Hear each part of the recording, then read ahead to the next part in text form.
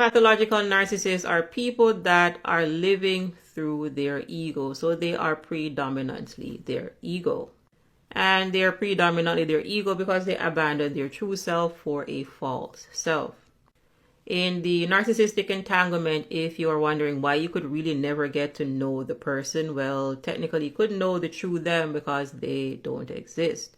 What you were interacting with was their false self. The thing about egos is that egos do not have the ability to self-reflect. An ego can only project. This is why pathological narcissists are unable to self-reflect.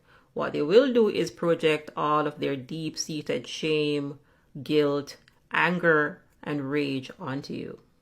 This is why they also need so much attention, validation, and your energy, because you're trying to boost their ego. Scott Peck, psychiatrist and author, defines evil as the inability to self-reflect. So understand that pathological narcissists have the inability to self-reflect because they abandoned their true self. Instead, they adopted a false self, that which we call the ego or the mask. I mentioned before that we are spirit operating a human body with access to tools such as our mind power, our willpower, and our emotions. Now, for pathological narcissists, they are not spirit.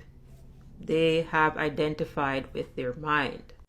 This is because they believe that they are their ego. Now, I mentioned to you before that the mind is a tool that you use to make decisions. If pathological narcissists believe that they are their mind, then you're dealing with someone that is losing their minds. You are dealing with a captain that abandoned their ship. This person is in the back seat and nobody is operating the vehicle. Essentially, you're dealing with someone that is programmed for destruction because nobody is there to operate the different tools. Nobody is there to operate the different faculties that they were assigned. So if someone abandons their spirit, they're also disconnecting from their mind. And this is why on one level, pathological narcissism, narcissistic personality disorder, is classified as a mental illness. Other times you will hear me describe pathological narcissists as lost souls or dark souls. This is because if you, the life force, steps out, then darkness has to step in. You may also be familiar with the phrase, nature abhors a vacuum. And I mentioned to you before that when it comes to the law of conservation or the law of thermodynamics, that a system always has to have the same amount of energy unless it is added in from the outside.